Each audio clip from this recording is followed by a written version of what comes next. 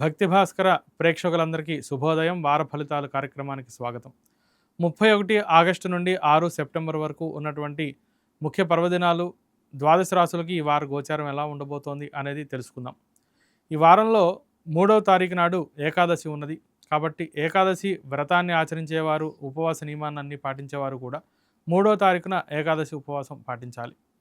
ఈ వారం గోచారం గమనిస్తే కనుక మిథున రాశిలో గురు సంచారం, కర్కాటక రాశిలో శుక్ర సంచారం, సింహరాశిలో రవి బుధ కేతు సంచారం, కన్యారాశిలో కుజ సంచారం, కుంభరాశిలో రాహు సంచారం, మీనరాశిలో శని వక్రించి సంచారం ఉంటూ ఉన్నది. తదుపరి ధనుస్సు రాశి.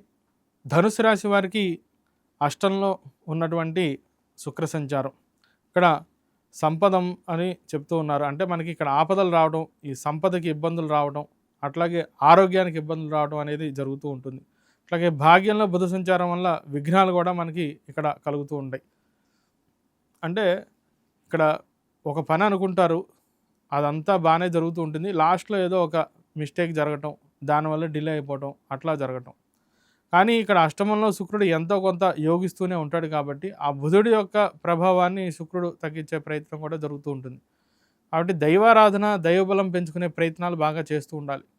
ముఖ్యంగా ప్రతిరోజు కూడా విష్ణు సహస్రనామాన్ని పారాయణ చేయటం, లేదా విష్ణు సంబంధ స్తోత్ర పారాయణ, శ్రీరామోపాసన చేయటం కానీ ఇటువంటివి చేయటం వల్ల విఘ్నాలు లేకుండా పనులన్నీ సాఫీగా సాగటం, పై అధికారుల నుంచి ఇబ్బందులు లేకుండా ఉండటం, కోర్టు సంబంధిత వ్యవహారాల్లో కానీ, రియల్ ఎస్టేట్ రంగంలో ఉన్నవారికి కానీ, కన్స్ట్రక్షన్ రంగంలో ఉన్నటువంటి వారికి కానీ, విద్యా రంగంలో ఉన్నటువంటి వారికి కానీ అందరికీ కూడా విష్ణు సంబంధ ఆరాధన చేయటం వల్ల ఈ విఘ్నాలు లేకుండా పనులన్నీ కూడా సునాయాసంగా సాగుతూ ఉంటాయి.